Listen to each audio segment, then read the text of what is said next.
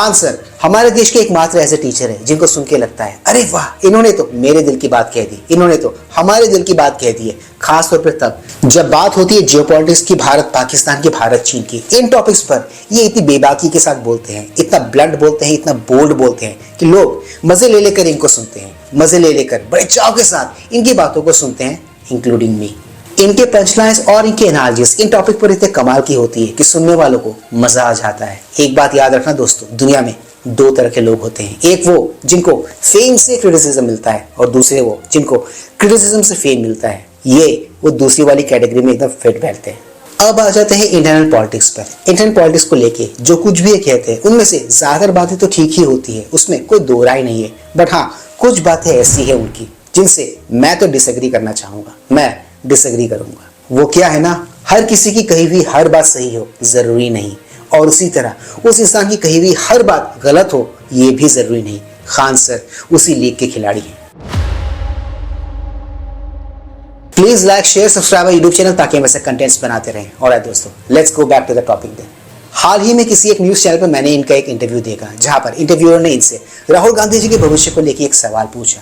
राहुल गांधी जी को लेकर इनकी ज्यादातर बातें सही तो थी, सटीक तो थी, बट वो एक पॉइंट जो कि बहुत ही जरूरी है, बहुत ही क्रूशियल है, जिसको डिस्कस किया ही जाना चाहिए, उस पॉइंट पर इन्होंने कोई बात नहीं की। इन्होंने चुप्पी साधी, इन्होंने चू तक नहीं की उस एक पॉइंट पर। तो चलिए दोस्तों, सबसे पहले सुनते हैं उन्होंने एग्जैक्टली कहा तो क्या कहा।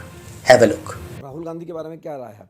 मतलब किस तरह उनकी से? राजनीति मतलब कभी सफल हो पाएंगे, कभी वो मुकाबला कर पाएंगे मोदी जी का, प्रधानमंत्री बन पाएंगे? अब राजनीति में हमको उतना ज़्यादा, हमसे अगर कोई समस्याएं पूछिएगा तो हमको थोड़ा बहुत, क्योंकि हम गांव देहात से आते हैं तो देखे हैं। लेकिन एक चीज़ हम देखते हैं कि जितना हारने के बाद, इतने चुनाव हारने के बाद भी वो इंसान चुनाव में रेलेवेंट बना हुआ रहता है। दूसरा कोई आदमी अगर इतना बार हारता तो उसी की पार्टी वाले लोग उसको साइड कर दिए रहते। हमें लगता है कि 4 बार अगर मोदी जी हार जाएं तो लोग मोदी जी पे सवाल उठाने लगेंगे। या तो लोग अभ्यस्त हैं कि भैया ये जीतबे नहीं करेंगे, या तो फिर इंसान की हिम्मत होगी। लेकिन इधर बड़ा सुधार किए हुए हैं। इस क्लिप में खान सर ने जो कुछ भी कहा है वो पार्शियली सही है। ऐसा मैंने क्यों कहा? क्योंकि अपनी अपनी राय है, अपने अपने नजरिया है देखने का। लेकिन वो एक बात जो खान सर ने यहाँ पर मेंशन नहीं की, या फिर वो भूल गए, मे बी शायद वो कोई बैलेंस बनाने की कोशिश कर रहे हो बिटवीन बीजेपी एंड कांग्रेस, शायद वो एक रीजन भी हो सकता है। जैसे दो अलग अलग पहलवानों को बराबर का बता देना, मे बी उनका शायद यही अप्रोच रहा होगा, यही टेक रहा होगा इस एंटायर सिचुएशन को लेकर बिटवीन बीजेपी एंड कांग्रेस। और जिस एक इंपॉर्टेंट और क्रूशियल पॉइंट का मैं कुछ देर पहले जिक्र कर रहा था, वो है इनके नाम के पीछे से गांधी सरनेम को हटाए जाने को लेकर। एक बार जरा आप सोच के देखिए, इनके नाम के पीछे से अगर गांधी सरनेम को हटा दिया जाए, निकाल दिया जाए, तो क्या तब भी इनको उतनी ही इंपॉर्टेंस मिलेगी, इनको उतनी ही रेलेवेंस मिलेगी कांग्रेस पार्टी में? राहुल गांधी जी को चुनाव में इतनी हार के बाद भी मौके पे मौके मिल रहे हैं, चांस पे चांस मिल रहे हैं। क्यों? क्योंकि उनके नाम के पीछे सरनेम गांधी है। शीला दीक्षित जी याद है आपको, दिल्ली की? एक चुनाव के हार जाने के बाद तो इनको कांग्रेस पार्टी ने भी पूछने से मना कर दिया था। हालांकि वो 15 साल के लिए दिल्ली की सीएम रही थी। राहुल गांधी जी के डूबते हुए करियर को रिवाइव करने की कोशिश कांग्रेस पार्टी, उनके चमचों, उनके चाटुकारों और उनको सपोर्ट करने वाले इकोसिस्टम की वो नाकाम कोशिश है। हो जस्ट लाइक तूतनखामन की मम्मी को जिंदा करने वाला नाकाम रिचुअल। इसी एक पर्टिकुलर पॉइंट को लेकर मैं खान सर को एक बात कहना चाहूंगा, और वो ये कि वो भटके हुए को और भटकाना बंद करे। एक कहावत सुनी थी कि डॉक्टर का बेटा डॉक्टर बनेगा, इंजीनियर का बेटा इंजीनियर, रिक्शे वाले का बेटा रिक्शे वाला, उसी तरह एक पॉलिटिशियन का बेटा पॉलिटिशियन ही बनेगा।